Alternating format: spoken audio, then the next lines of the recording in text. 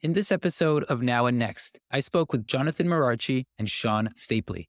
Jonathan, who goes by Johnny, is a senior tax associate at PwC and the co-founder and head of operations of Web3 MTL, a nonprofit organization that focuses on bringing together and expanding the Web3 community in Montreal, Canada. Sean is also part of Web3 MTL as the executive director and is a partner and head of ventures at Penrose Partners, a consultancy that helps emerging tech startups scale their businesses and bring their products to market. During our conversation, we discussed what is Web3, the differences between Web2 companies and Web3 companies, and the opportunities that are enabled as a result of Web3. We also discussed the exciting event coming up to mark the 1-year anniversary of Web3 MTL. Of course, nothing discussed during our conversation is financial advice. So stick around and enjoy. Welcome, Sean, Johnny. It's such a thrill to have you on Now and Next. How are you guys doing? I'm doing great, Evan. Thanks for inviting us. So glad to be here, mate. Awesome. We had a 20-minute, I think, pre-podcast interesting chat. But so we're warmed up. We don't need to do any long intros, but I think it would be great for the people to know who is Sean and who is Johnny. So Sean, you're next on my screen, so I'll let you go first with intros.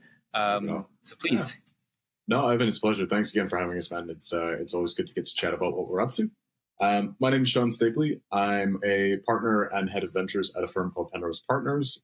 We do essentially Web3 and emerging technology consulting. We work with a variety of startups, institutions, and some governments to essentially advise on the way forward to get Web3 technologies out to the masses. This is everything from doing early stage business development, investor relations, and really diving into what makes a startup special, which is some of my favorite things to do. But we also do a lot of education and advisory overseas, not only in Bermuda, where I was born and raised, but also with Canadian governmental folks, some stuff in the US, and really just helping kind of bridge all of the different actors in the space that are looking to say, what's different this time around? Why is Web3 so special? So we're lucky enough to get to meet some really interesting folks. And in the last year and a bit or so, I ended up meeting Johnny and the team over as well at Web3 Montreal. And so in the last year, I've got much more involved with the folks there. And so, yeah, happy to talk about some of the things we're up to. But Johnny, give us the rundown. Yeah, I'm a co-founder of Web3 Montreal and director of operations there. It's a nonprofit where we bring together the Web3 community in Montreal through educational and social events. A lot of exciting things in the pipeline right now. That's kind of like what I moonlight as, because my day job right now, I work at PwC in tax transformation. So I work in the department where we work on the implementation of new technology for the tax practice. So a lot of that could mean automation of a lot of accounting work that we already do, and even innovating on creating new tools to offer new services to clients that we weren't able to offer in the past. So that's basically what I do on my day job. And then on the side, I also am very involved in the whole crypto Twitter space. I produce a lot of threads, do a lot of research, and just really diving deep into that whole world. Yeah, I love your Twitter threads. I read them when they appear on my feed. I do read them. So thank you for sharing that knowledge. And I'd love, my first question for both of you would be, how would you describe Web3 to someone that has never heard it before? And why should they care about the development of Web3?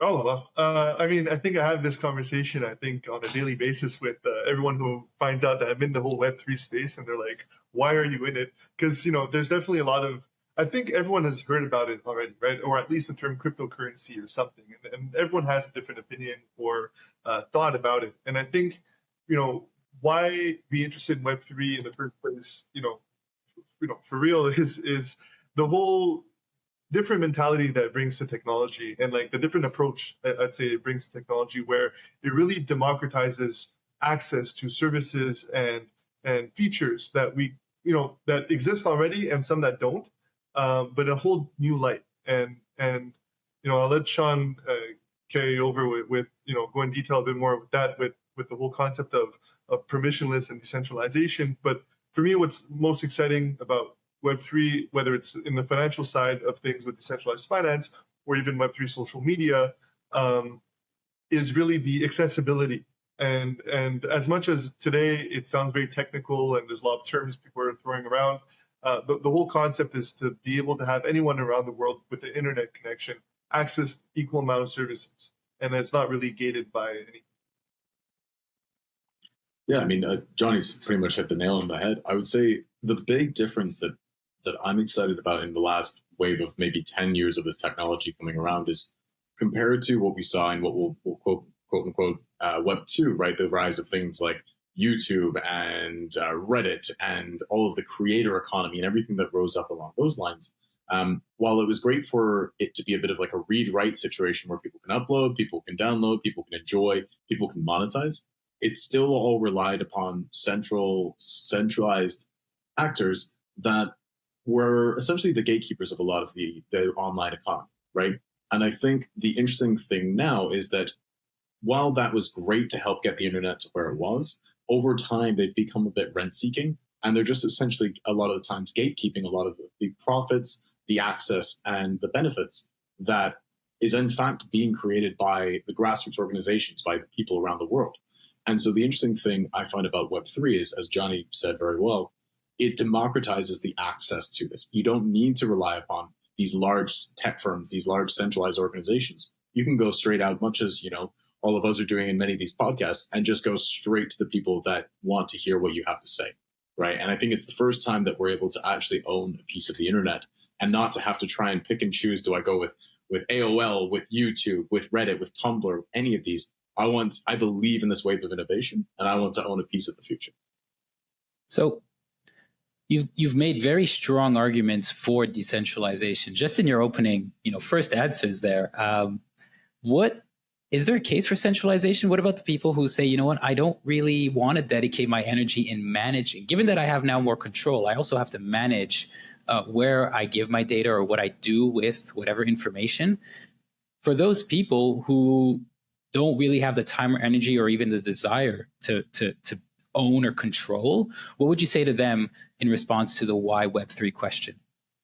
I can jump on that one, John, if you want. I think the answer is simple. It's optional. Before, you didn't have the choice to own your own data, to be able to monetize this, to actually delve into this. You could always go with the centralized streams, and you still can.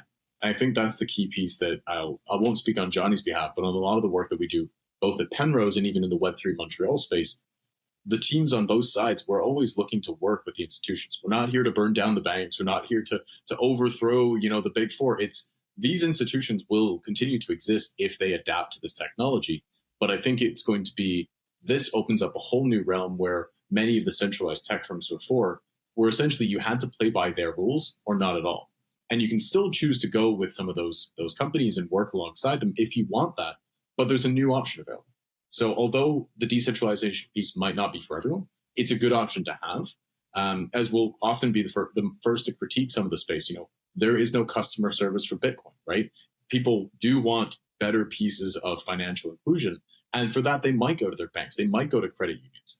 But there's also this other option. I think that's the thing. It's not forcing one way or the other. There's new availabilities as this technology continues to evolve.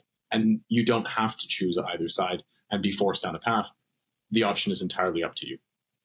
Yeah, and to add on to Sean's point, I completely agree. And I think, a lot of people confuse the whole concept of cryptocurrencies as a sign of rebellion and, taking down things. And I think it's more growing and building on existing infrastructure than anything. And, when you provide different opportunities and different options to people in a marketplace, those who stay with the existing options still benefit. Because think of like the telecom industry in Canada, where it's kind of an oligopoly right now, and we pay some of the highest fees and for telecom services in the world because there's so limited options. And by adding new options, even if you want to stay with your same telecom provider, you're just getting better service. There's more competition in the market, so they have to provide better services, offer at cheaper costs, and just stay more competitive because there's more players in the field now. And so the whole concept of Web3 and do we decentralize it? Do we not? First of all, my end goal and dream for the whole concept of crypto networks and blockchain and all these things is that it ends up becoming back-end infrastructure where the user doesn't even have to make the choice of do I own my rights or not, or do I own my content or not? it just is, you know, and by adding more opportunities and options for creators, for individuals, and for companies to offer as services, it just betters everything, what already exists and what is to come. I like that. I like that the narrative here isn't, you know, let's burn the old and start something totally new. At the same time, I can't blame the people outside of the Web3 world for thinking that the people in the Web3 world want to burn everything down, because I think those are some of the narratives being pushed by some of the mainstream media publications. And I'm not a crypto historian, but when I was doing some research on some of the early cryptocurrencies, before Bitcoin, there were some other cryptocurrencies that existed, and they were to provide an alternative, but some of the creators had a view that the current system was not great and need to be abolished or shut down. So I think maybe the mainstream media kind of took those narratives and applied it into today's construct, or what we're trying to build today as a Web3 community, and is pushing that narrative. So I hope this message gets through to those people that it's not about burning the old and bringing in something totally new. It's about giving people the choice to choose. Do you want to be in control of your data and information and other assets, or do you want to relinquish that control to a centralized entity? And both options are right. It's just what works for you.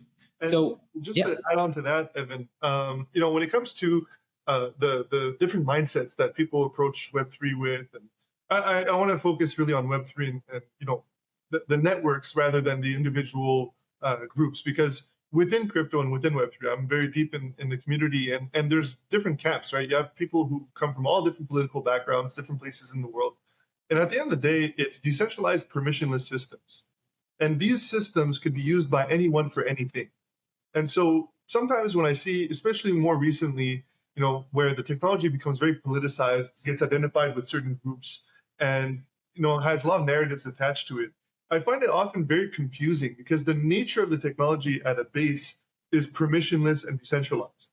And so it's really a ground layer infrastructure for people to build on top of, to build and benefit whatever idea and cause they believe in. And it doesn't belong to any side of any political spectrum or any ideology. It could be used by anything, just like the internet. No one looks at the internet and says, oh, this is associated to this group. It's the internet. It's a network where we could all communicate, and it allows us to communicate whatever we believe in. So there's everyone on the internet. And that's basically, I'd say crypto is even more decentralized and even more permissionless than the internet we have today. And so when I see, the news or politicians or even thought leaders talk about identifying crypto with any type of group or person, I find it a little disingenuous, because how can you use the term decentralization and permissionless in the same phrase as, well, it's these people, right? Is it not for everyone? So you're saying there's no CEO of Ethereum, right? You can't just call him up. Yeah. Vitalik is not our CEO. Okay. I think Vitalik leads them. I think he's the leader right now in the most amount of Ethereum improvement proposals that have been refused. So yeah, definitely not the CEO of Ethereum.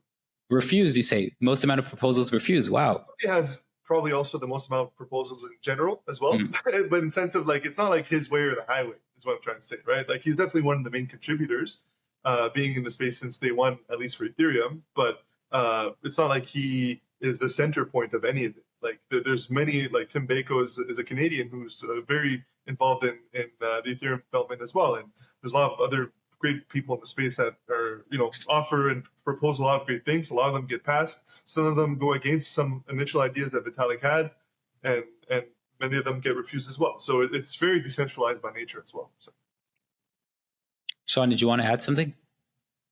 Johnny summarized most of it. I think the thing I would argue is that, number one, you're bang on that, there's been a lot of bad news about crypto, and rightly so, right? I think, again, it comes down to, things like we've seen with the FTX collapse last year, with Terra Luna, with Celsius. Like, there has been bad news after bad news. It was a bad year to enter crypto if you came in 2022, right? And so I've been in for a little longer than that, but I've seen a lot of this time and time again, which is why I'm a little, I don't want to say numb to it, but I'm certainly unfazed when you see it, right? And so it comes back to the idea that this is a technology that can be used either for good, for evil, whatever it may be. But, much the same way as you wouldn't just necessarily say that cash is just all bad because there are criminals that use it, but I also use it to buy coffee, right? It's a tool. And I think the key takeaway is that these are tools that we can shape as a society to figure out what is the better way for everyone to benefit from this, rather than just going with our current system, which rightly so has some critiques that are fair. Crypto is not the magic answer to everything. I'll be the first to say that. But it certainly can add to some improvements on the current system. And I think that's where, as Johnny was alluding to, we're trying to find the middle ground, right? Not everything needs to be fully decentralized. Not everything should be centralized. We've seen bad on both sides. And that's why right now, a lot of the stuff we're seeing as well, and what we love to feature in Web3 Montreal is, frankly, where are the folks from both sides that are trying to build something that everyone can use? So, yeah. How does that change? Because it's decentralized and permissionless, how does that change how we interact online? How do we prevent turning this into the wild, wild west where, there are no rules, no laws, you could get scammed by anyone at any time if you don't have proper defenses, right? Like, how do people protect themselves, and how can people enjoy the benefits without, some of the worries that might come with a decentralized environment? Oh, man. I don't even know where to start. I think Web3 has a long way to go. When we talk about mass adoption, I think I'm a believer, and I've had a lot of discussions and debates with people who have different philosophies. So I don't think I'm right or this is the way it's going to happen. This is just my theory. I think it starts with the grassroots, the builders, the enthusiasts who are dealing with the initial adoption, right? Like trying to sign a transaction, you're seeing this weird hexadecimal cash, that you're trying to sign.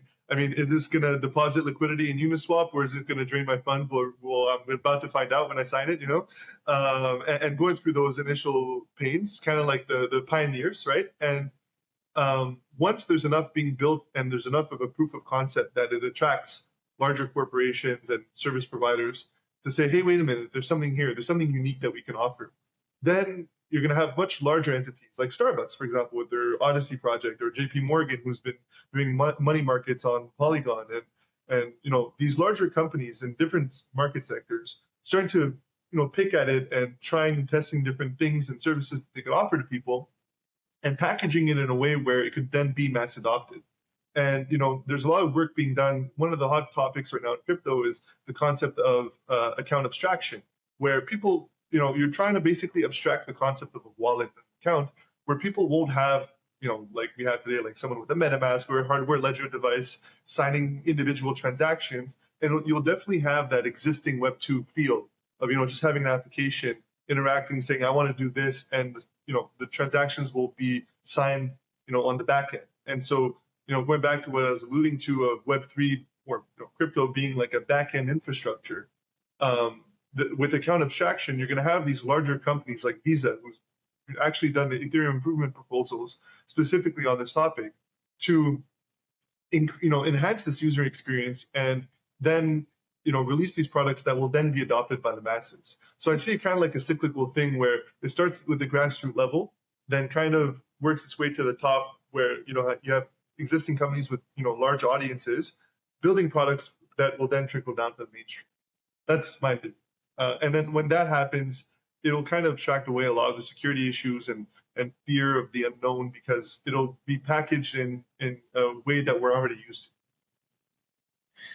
How about some interesting success projects? Sean, I know you probably have some stories that you can share. Hopefully you can share some of the stuff we talked about a while ago, and Jonathan as well. So to you first, Sean, like, what are some really cool projects that either you've touched or worked on, or that you have seen other people build and create?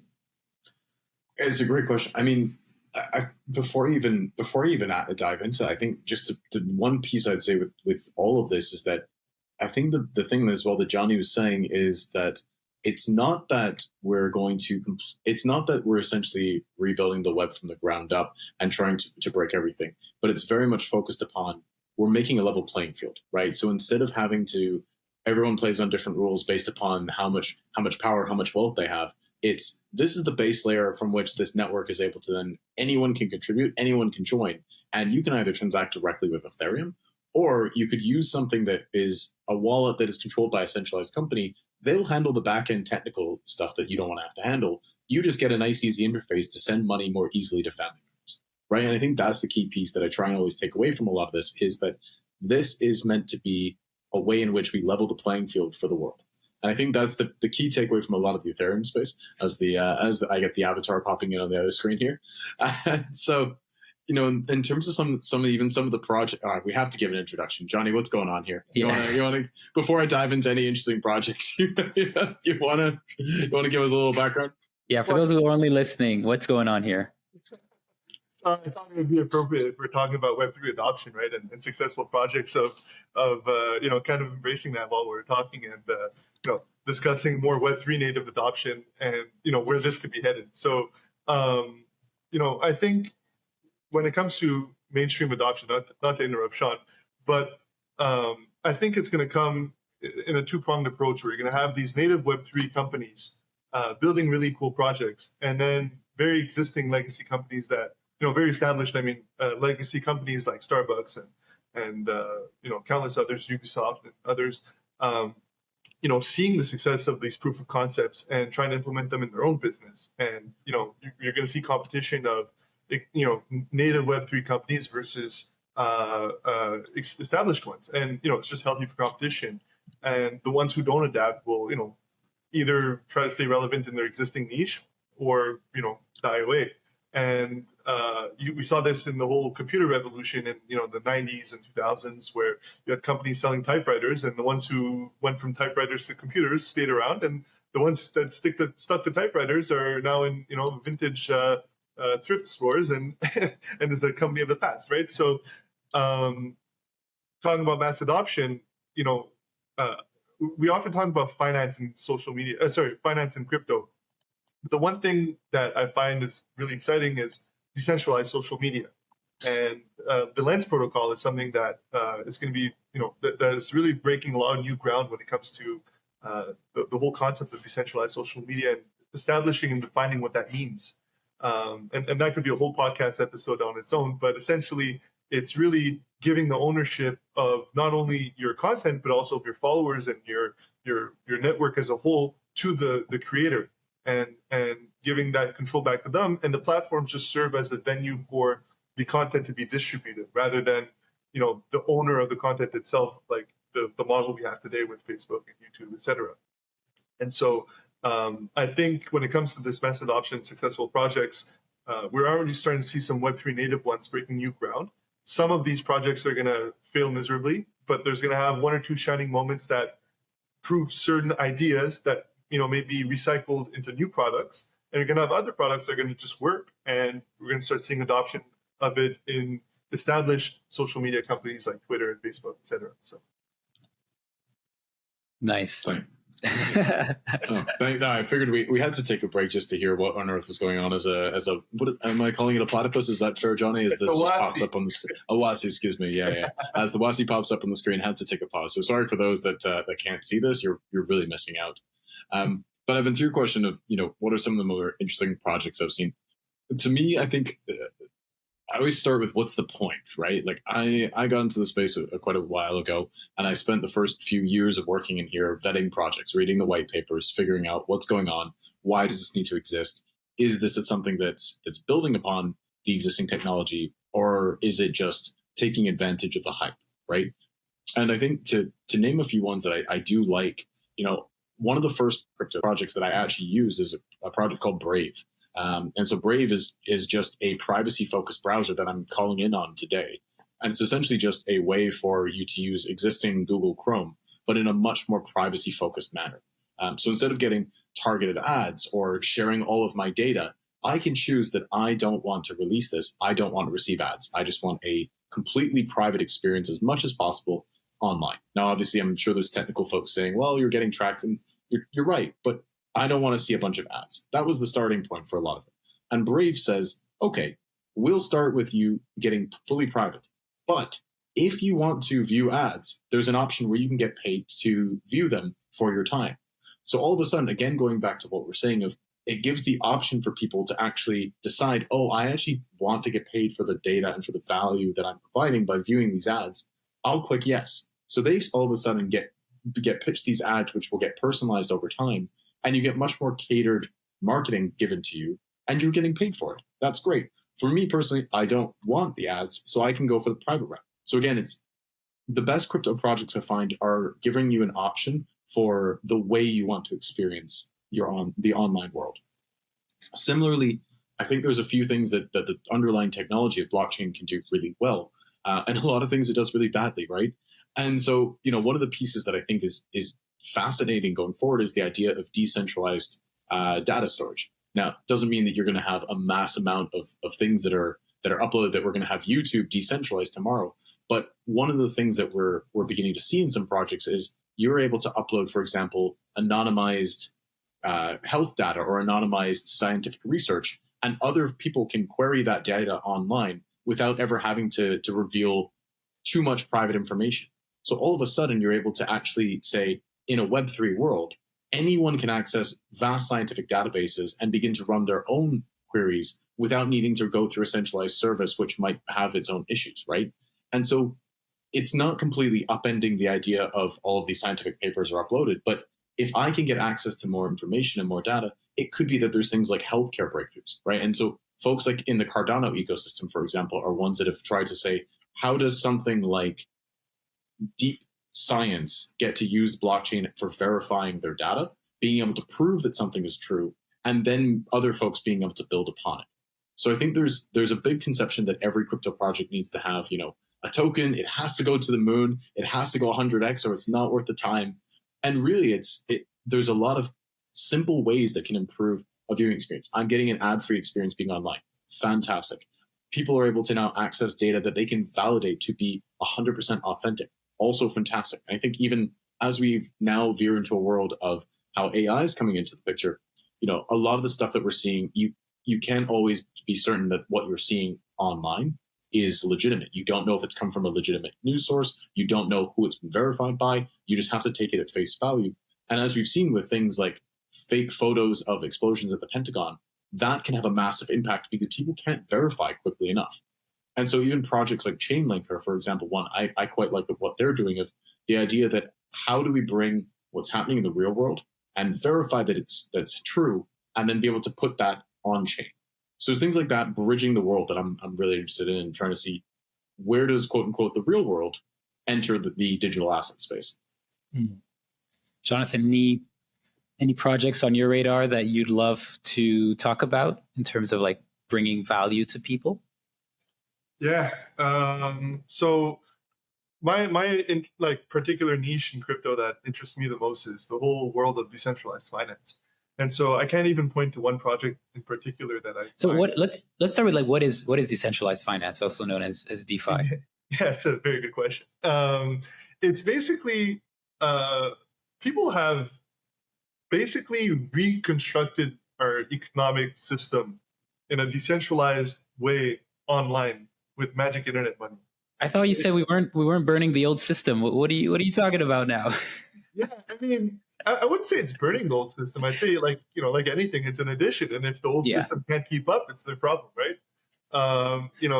If decentralized finance can offer services and products that the legacy financial systems can't keep up with, then what are you going to do, right?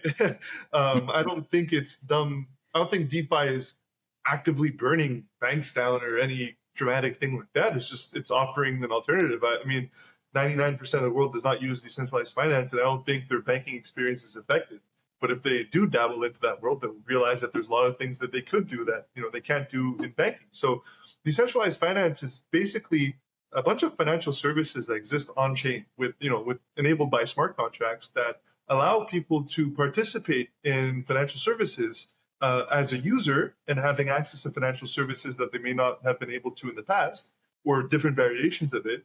And on the other side of the coin, pun intended, to actually offer these services as well, as themselves, with not that much capital, because a lot of DeFi is based on pooling, everyone's assets to then interact with a pool. So it's like, instead of there's peer to peer, then there's also peer to pool, where I'm not interacting with an individual, to let's say get a loan, but I'm taking a loan out of a pool that many individuals have pooled assets together to provide that liquidity for. And so you could offer financial services in DeFi with up to with as little as like $1, technically as little as a cent or less, but realistically speaking, you could start with $1, $10, $100, and provide liquidity to an exchange, which in traditional, financial systems, you have these massive market makers that are multi-billion-dollar companies, and God knows the amount of barriers that they have to break down to enter that space. You could do it in 10 minutes with $50, and that opens up a whole world of financial technology that could be innovated upon.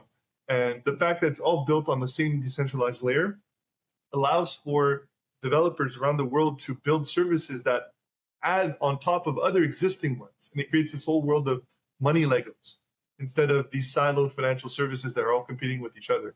It's pretty exciting stuff.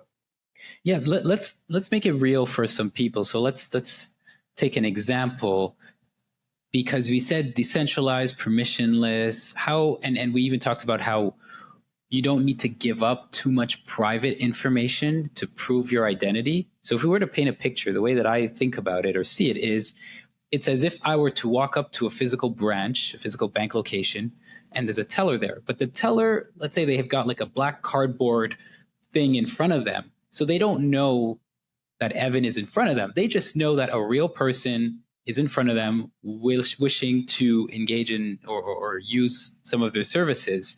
And I'm able to provide my information.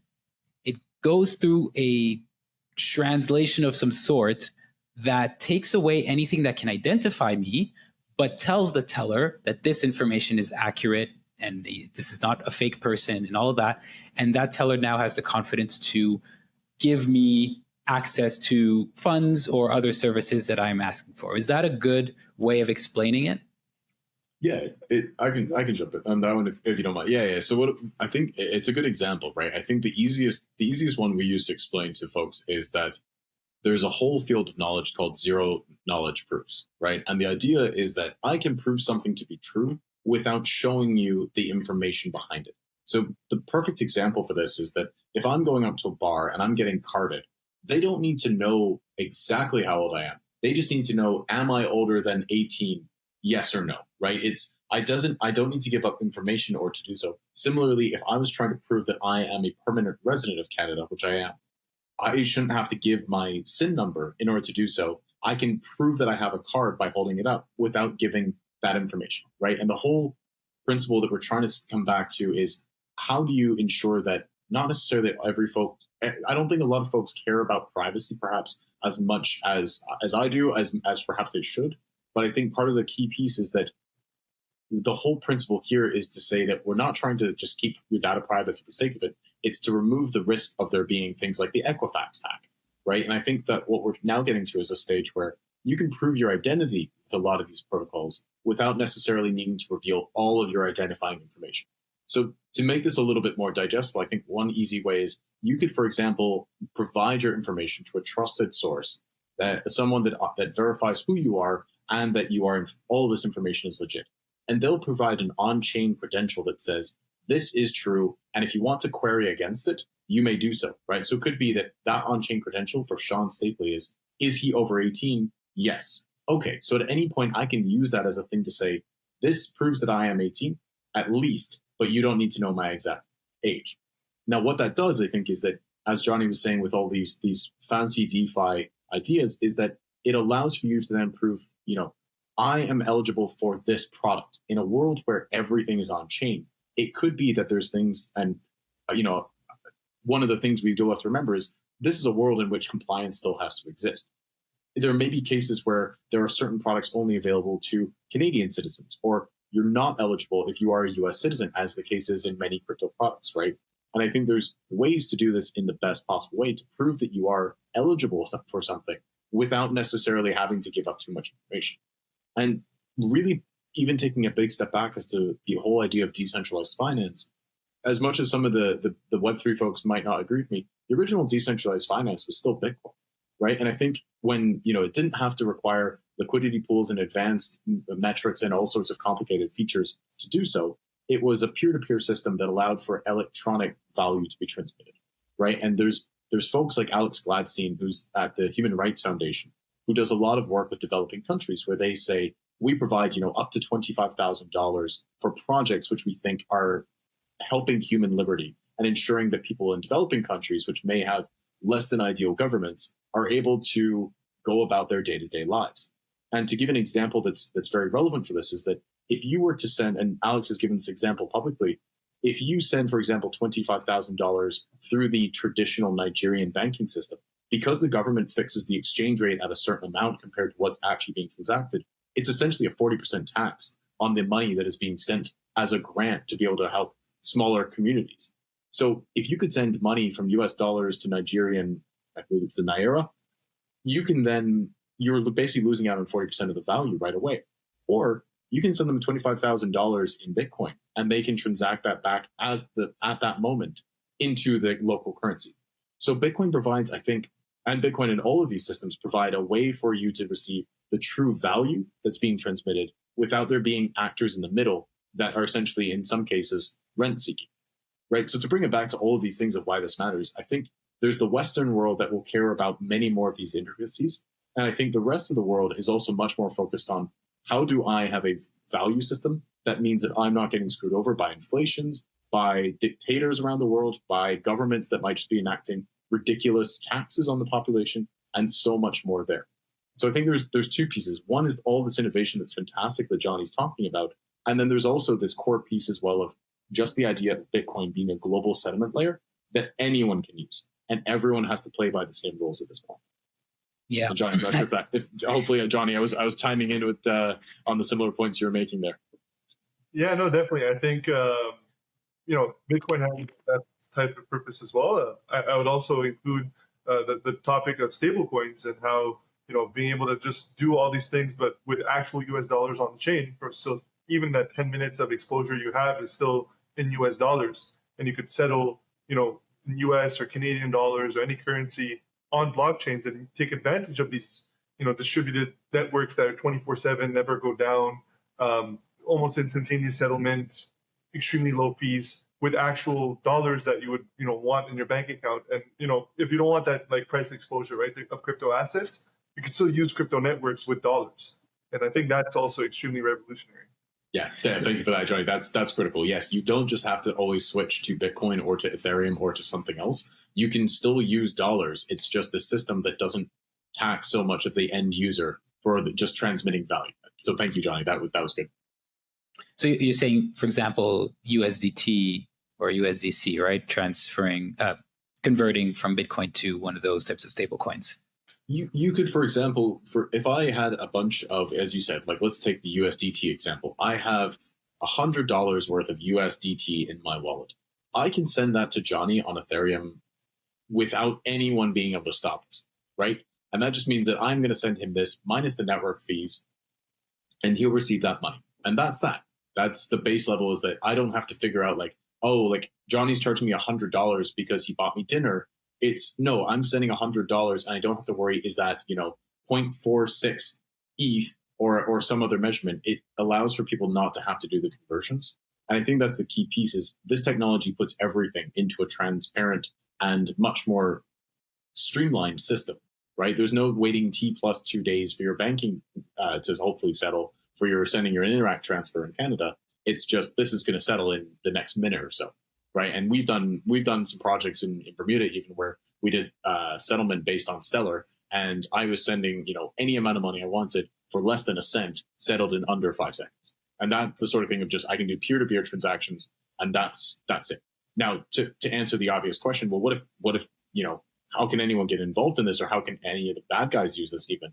The key piece of this, I think, is that again, I'm using, for example, a centralized app run by a company in Canada to send this. And I trust the company to then do this on my behalf, but they're transmitting on the back end using their system. All I have to do is have @Sean Stapley, and I can send it to @Johnny Mirarchi, just as simple as I would send an Interact, but without needing to go through all of the steps of the traditional banking system. So I think that's the key piece there, is that like it allows for peer-to-peer transactions and makes it much easier for you to just easily transmit value and focus then on what you're actually doing in your life. Yeah. And for those who want, that peer-to-peer without any intermediaries, like, so for example, Sean's talking about using an app that would identify you, like, for example, like some PayPal / e-transfer experience, but actually using good technology, you could actually still do transactions directly on the blockchain in a completely trustless and permissionless fashion, which would then look a lot more like digital cash. People say, oh, you don't need KYC to interact with crypto, it's dangerous. Well, you don't need KYC to use cash, right? And most drug deals in the past 100 years were done with cash, not crypto. And so when I hear the argument of people being super scared of these non-verified transactions happening, it's like, well, then why don't we just ban cash, and all work through only banking? And so, when people say, well, our money's already digital because they use online banking, the settlement system, the whole backend, is a nightmare from the 1970s. It's not actually digital. It's these spreadsheets that run on command line interface in the archaic banking sector that then causes extremely high fees, super long delays, a lot of restrictions for many people around the world. And crypto kind of just digitizes that whole process in a truly digital way, not the siloed approach that banks use to communicate with each other. So we spoke a lot about some of the benefits and cool things that can happen, or that Web3 enables. In your opinions, what are some of the drawbacks of Web3? What are some of the things that people might need to consider or think about if they're a builder or a user of these technologies? So do we have 3 hours or? We've got a few minutes because there is a topic we want to cover at the end. So you got a couple minutes. Jordan, take it away. Just like anything. I was gonna say like any technology, but I'd say like anything.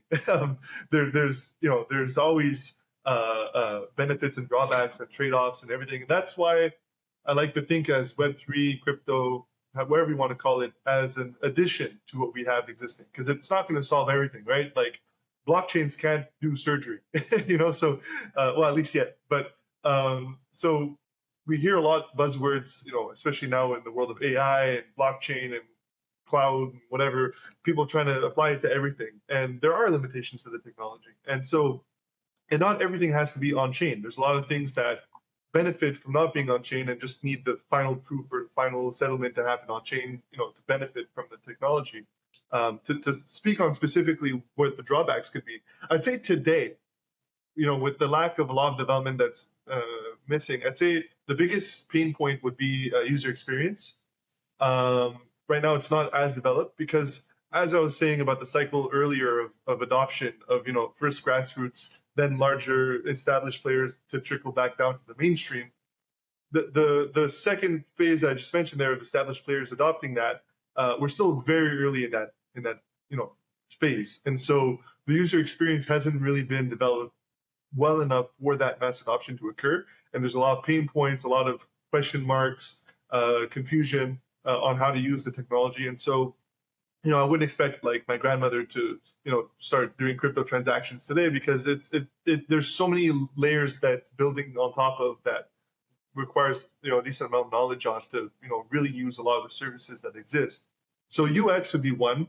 The second, I would say, which is something that's actively being worked on, is the fine line between public ledgers and verifiability and privacy. And Sean talked about that earlier with zero knowledge proofs. It's one of the things that are happening in the space that's being developed on the most, which is how to implement zero knowledge proofs to preserve privacy on a public blockchain.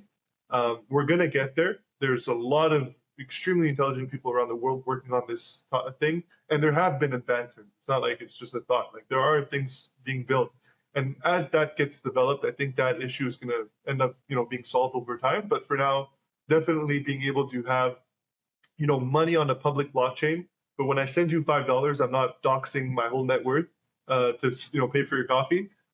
Is still an issue. There are alternatives to it today, but I still think that it's very early, and there's a lot of improvements that could be done with that as well. What would you say, Sean?